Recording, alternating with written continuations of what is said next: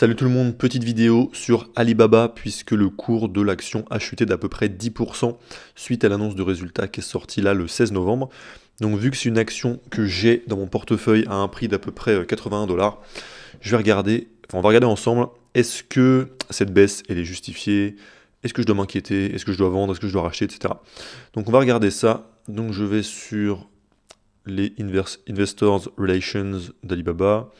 Earnings and Financials, trimestre de septembre, et press release, j'ouvre le PDF.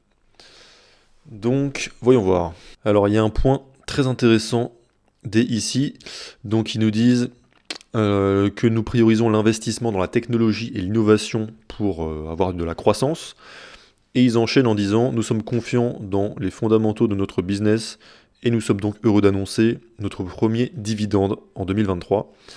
Alors je pense que beaucoup de gens sont contents de savoir qu'il y a un dividende, mais pour moi en fait c'est plutôt une mauvaise nouvelle et j'ai du mal à comprendre pourquoi ils ont fait ce choix, puisque si justement ils disent qu'ils sont confiants dans leur capacité à investir pour de la croissance, dans ce cas le capital, il vaut mieux le réinvestir dans le business plutôt que de le distribuer. Donc juste pour faire un rappel, quand une entreprise donc elle a un certain revenu, donc leur chiffre d'affaires, on déduit toutes les dépenses, il reste le free cash flow, et c'est avec ce free cash flow qu'elle peut faire ce qu'on appelle de l'allocation de capital.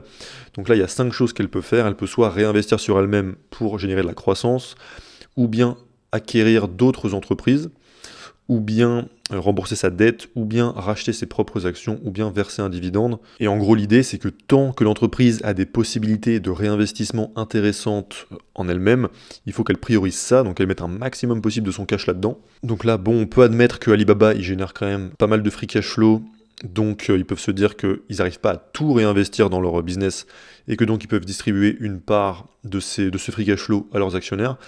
Mais dans ce cas-là, vu que l'action Alibaba elle est vraiment sous-évaluée, et là, il n'y a pas vraiment de débat à ce sujet, je pense, au niveau des chiffres. La raison pour laquelle l'action est sous-évaluée, c'est les risques liés à la Chine. Mais le business en lui-même, ce genre d'opportunité, si on prend en compte vraiment que le business lui-même, aux États-Unis, on trouve quasiment jamais ça. Donc le business, il est clairement sous-évalué. Et je pense que dans ce cas-là, c'est plus intéressant de faire des rachats d'actions plutôt que de verser un dividende. Donc voilà, j'aurais préféré ça. Donc pour moi, ça c'est un premier point qui est négatif. J'ai du mal à comprendre cette décision d'allocation de capital. Mon hypothèse, c'est qu'ils font ça simplement pour attirer plus d'investisseurs, puisqu'ils savent bien que les dividendes, c'est quelque chose qui attire beaucoup les investisseurs particuliers. Mais voilà, je pense que c'est ça leur motivation. Et quand même, à la fin de la phrase, ils disent qu'ils vont continuer les rachats d'actions en parallèle. Donc voilà, je sais pas trop pourquoi avoir complété ça avec un dividende, mais bon. Alors voyons la suite. Donc, au niveau du revenu, croissance de 9% par rapport au même trimestre de l'année dernière. Donc c'est une croissance qui n'est pas énorme par rapport à ce qu'ils ont eu par le passé, mais ça suffit largement pour justifier la valorisation actuelle. Ensuite, on a l'operating profit qui, lui, a eu une croissance de 34% par rapport au même trimestre de l'année dernière. Donc ça, si on a le revenu qui croît de 9% et l'operating profit qui croît de 34%, ça veut dire qu'ils ont sûrement eu des baisses de coûts, puisque leur marge s'est améliorée. Sur le net income, croissance de 19%, donc 5,5 milliards de net income. Et surtout, ce qui m'intéresse le plus, le free cash flow. Ils ont fait, sur le trimestre, 6,2 milliards de dollars, soit 27% de plus que le même trimestre de l'an dernier. Donc ça, c'est très positif. Ensuite, ils nous font à chaque fois un petit topo des différents segments du business. Donc Alibaba, c'est important de comprendre que c'est principalement Taobao et Tmall. Donc Taobao et Tmall, c'est des sites internet chinois. Taobao, ça permet à des particuliers ou à des petits business de créer leur boutique en ligne directement sur la plateforme. Donc ça permet à plein de Chinois de lancer leur business de e-commerce. Et Tmall, c'est le même concept, sauf que là, c'est pas pour les particuliers ou petits business, mais c'est pour les grosses marques. Donc typiquement sur Tmall, on va avoir une boutique Nike, une boutique Samsung, une boutique Apple, etc. etc. Et ça représente à peu près 70% des revenus d'Alibaba, donc c'est vraiment le plus important. Et donc c'est important de bien comprendre qu'ils n'ont pas du tout de stock, c'est vraiment juste des plateformes qui permettent à des gens de faire du e-commerce. Et eux, ils gagnent de l'argent via des frais, sur les transactions, sur la possibilité pour les gens de mettre en avant leurs produits, etc. etc. Moi, ce qui m'intéressait surtout dans ce paragraphe, c'est quelle est la croissance sur ce segment-là. Et là, ce qui m'intéresse surtout de voir dans ce paragraphe, c'est quelle est la croissance du chiffre d'affaires de ce segment. Mais là, ils ne l'ont pas donné, donc je pense qu'ils doivent le donner un peu plus tard dans le document. Mais en tout cas, ce que je retiens, c'est qu'il y a toujours de la croissance du nombre d'utilisateurs. Et aussi, il y a un événement qui a encore eu de la croissance par rapport à l'an dernier. Donc, ça a l'air bien. Ensuite, il y a la partie commerce à l'international. Donc là, c'est ce qu'on connaît surtout en France, AliExpress. Il y a aussi Alibaba.com, donc le site de gros mais à l'international. Après, ils ont aussi Trendyol. Trendyol, je crois que c'est en Turquie. Daraz, Pakistan. Et Lazada, c'est Asie du Sud-Est, si je ne m'abuse. Ça, c'est un segment qui n'est pas négligeable non plus. Et ils nous disent 28% de croissance par rapport à l'année dernière sur le nombre de commandes et 53% au niveau du revenu. Donc ça, c'est très très bien. Ensuite, local services, c'est des services du genre livraison des courses. Donc là, 16% de croissance, ça me va aussi. En fait, on voit qu'ils ont des bonnes croissances un peu partout et que le seul endroit où ils nous ont pas parlé de croissance, c'est sur la partie la plus importante, Taobao et Tmall. Et vu que la croissance totale est de 9%, j'imagine que la croissance sur cette partie-là a été plus faible. Ensuite, Sanyao, ça c'est de la logistique, donc c'est un transport tout simplement. 25% de croissance. Et le cloud, donc ça, petite déception, seulement 2% de croissance. Et ensuite, ça, digital media, c'est vraiment une section qui représente très très peu, donc je perds pas trop de temps dessus. Et le reste, encore moins. Un petit peu plus bas, là, je pense qu'on a là où une des raisons qui justifie la baisse qu'il y a eu. Ils nous disent que en octobre 2023, les États-Unis ont élargi leurs règles, enfin leur contrôle sur les exports de processeurs et semi-conducteurs vers la Chine. Et donc le management d'Alibaba nous dit que selon eux, ça peut négativement impacter leur section Cloud Intelligence. Et ces nouvelles restrictions pourraient affecter notre business plus généralement en limitant notre capacité à faire évoluer nos capacités technologiques. Donc ça, c'est effectivement un point négatif. Quand c'est des sujets comme ça de régulation, ça ne m'étonnerait pas que ce soit ça le point principal qui ait causé la baisse de 10%.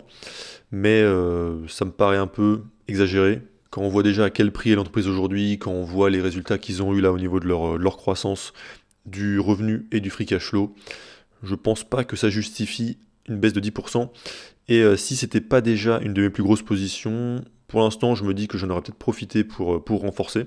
Ensuite, poursuivons. Donc ici, ils nous font un update sur les spin-offs. Donc ils avaient prévu en fait de split leur entreprise en différentes entités indépendantes. Et l'intérêt de faire ça, c'est que souvent, quand on a comme ça une entreprise qui est divisée en plusieurs segments, il y a des risques que certains segments soient pas bien valorisés, passent entre guillemets un petit peu trop inaperçus.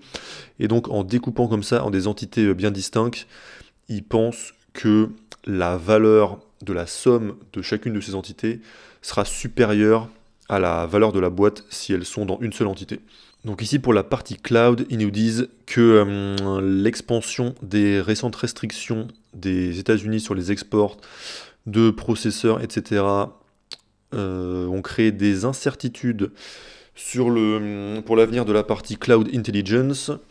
Et donc ils pensent que faire un spin-off de ce segment-là pourrait ne pas amener à l'effet voulu d'améliorer la valeur pour les actionnaires.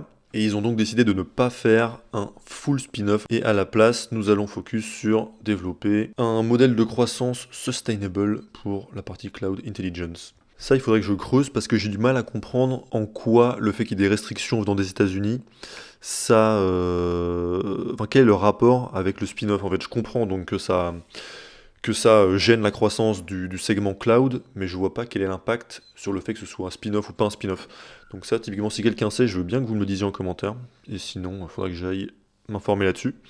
Ensuite, sur la partie commerce à l'international, rien de particulier à noter. Ensuite, sur la partie logistique, donc leur segment de Sanyao a fait une demande d'IPO à la bourse de Hong Kong et ils voulaient apparemment aussi faire une IPO de Freshippo.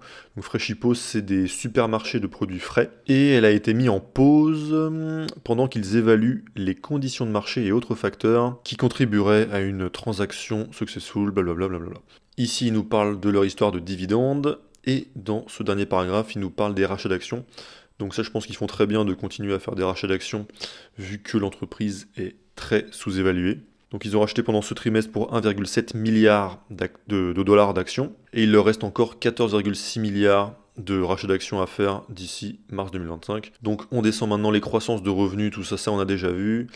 Et voilà, ce qui m'intéressait plus, c'est de voir vraiment par segment. Et surtout, je voulais voir la partie Taobao et Tmall. Et donc sur ce segment Taobao et Tmall, ils ont en effet une croissance faible de seulement 4%. Donc ce qui explique que malgré des grosses croissances sur l'international, sur Cainiao, etc., ils ont eu une croissance de 9% au global. Donc maintenant, je voudrais faire un point sur la valorisation d'Alibaba et pourquoi je dis que c'est une entreprise qui est vraiment pas chère. Parce que si on va voir la qualité de la boîte, voilà, c'est quand même une boîte qui a eu des très bonnes croissances, même si la croissance a fortement ralenti là en 2023. Là, on va voir dans la valorisation juste après qu'à ce prix-là, la boîte a même pas besoin de croître pour qu'elle soit aujourd'hui déjà à un prix très correct.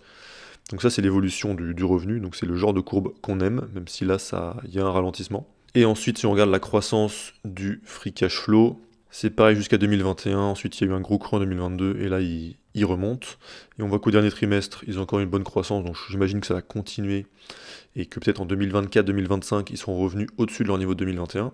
Et si maintenant on regarde le free cash flow par action, qui donc est encore plus important pour les actionnaires, et qui donc prend en compte les rachats d'actions, on voit que la courbe est encore un petit peu plus belle. Ici, on voit que l'écart par rapport à 2021 est plus faible que si on regarde juste le free cash flow sans prendre en compte le nombre d'actions. Donc il y a ça, c'est une entreprise qui a un ROE, donc ça c'est un ROE calculé sur le free cash flow. Donc la formule normale, la formule de base, c'est sur le net income, mais c'est moins fiable, surtout pour des boîtes comme Alibaba, qui ont un portefeuille d'investissement, et donc dans le net income, les plus-values latentes ou moins-values latentes de ce portefeuille d'investissement, elles sont comptabilisées dans le net income, et donc ça fausse complètement les résultats.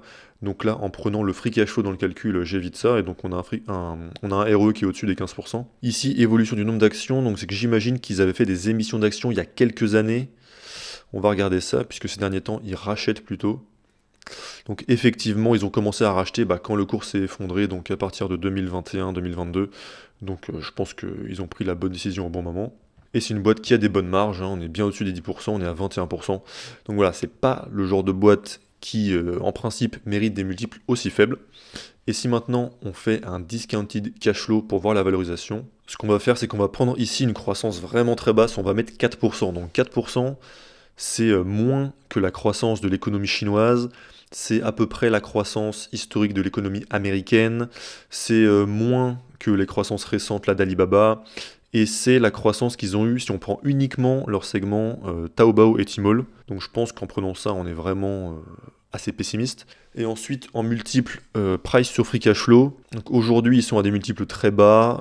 Bon, ce que je vais faire, c'est que je vais mettre 15. Donc je pense que c'est une boîte qui mérite plus que 15. Mais voilà, on va être raisonnable. On va mettre juste 15, donc c'est un multiple vraiment... c'est le multiple à peu près moyen du S&P 500.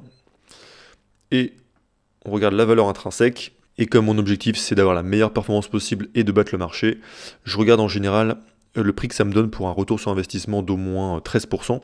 Donc là, ça me donne 1100. Donc c'est pas 1100 dollars, c'est 1100 yuan. Donc il faut que je fasse x 0,14, 100 x 0,14. Et donc ça me donne un prix de 154 dollars aujourd'hui pour avoir une performance annuelle de 13% par an. Si on admet que ces estimations-là sont vraies et que, je sais pas, que la Chine n'implose pas complètement. Donc ce que je conclus de tout ça, c'est que pour moi, Alibaba, c'est toujours une bonne boîte qui est surtout très très sous-évaluée. Pourquoi elle est autant sous-évaluée? Parce que c'est une boîte chinoise et que voilà, il y a beaucoup de peur par rapport à ça. Les résultats qu'ils viennent d'annoncer, pour moi, justifient pas du tout une baisse de 10%. Donc si j'en avais pas déjà autant, j'aurais vu ça comme une opportunité. Et évidemment, tout ça n'est que mon avis et mon analyse, donc c'est pas un conseil d'investissement. C'est possible que je me trompe, c'est possible que je me trompe pas et que l'avenir se passe mal pour des raisons que je ne pouvais pas prévoir. Donc dites-moi aussi vos avis sur Alibaba en commentaire. Et puis si vous voulez être tenu au courant du lancement de mon site, qui est celui que je vous montre là à l'écran, vous pouvez cliquer sur le premier lien dans la description pour être prévenu. Et puis on se retrouve pour une prochaine vidéo. A plus!